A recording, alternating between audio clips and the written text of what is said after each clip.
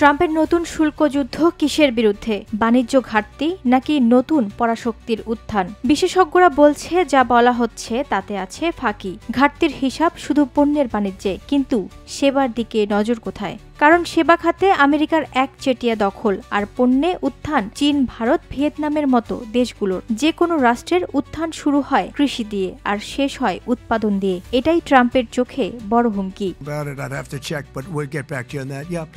এদিকে আমেরিকার ফার্স্ট নীতি এখন এক শুল্ক যন্ত্রণা। নীতির মূল কথা হলো আমেরিকার জন্য যা ভালো নয় তা আমরা মানব না। এর কারণেই 50টিরও বেশি দেশ পাচ্ছে 10 থেকে 50% শুল্ক। তালিকায় আছে ভারতও, যা ট্রাম্পের নতুন টার্গেট।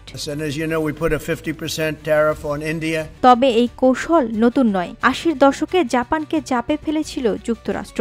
জাপানের টয়োটা, হোন্ডা, সোনির উত্থান যুক্তরাষ্ট্রে বাড়ায় ভয়াবহ বাণিজ্য ঘাটতি। ওয়াশিংটন জানত এটা শুধু ব্যবসা না। জাপানকে বাধ্য করা হয় প্লাজা অ্যাকর্ড নামের চুক্তিতে যেতে। ফলাফলে ধসে পড়ে পুরো জাপানি অর্থনীতি। তখন থেকেই শুরু হয় অর্থনৈতিক দমন নীতির খেলা।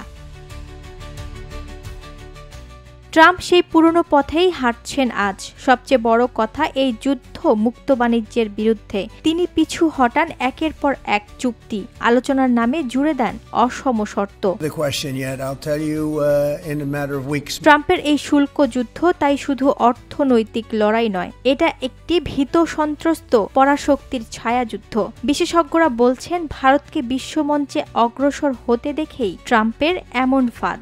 India and the United states মূলত বিশ্বায়নের নামে যা চলছে তা আজ শুধু ধনী দেশগুলোর পক্ষেই কাজ করে। ট্রাম্প সেটা জানেন, কিন্তু তিনি সমাধান চান না, চান শুধুই নিয়ন্ত্রণ। বিশ্ব বদলাচ্ছে, উঠছে নতুন শক্তিগুলো। ট্রাম্প থামাতে চান সেই সময়ের ঢেউ, কিন্তু প্রশ্ন একটাই, সময়কে কি থামানো যায়?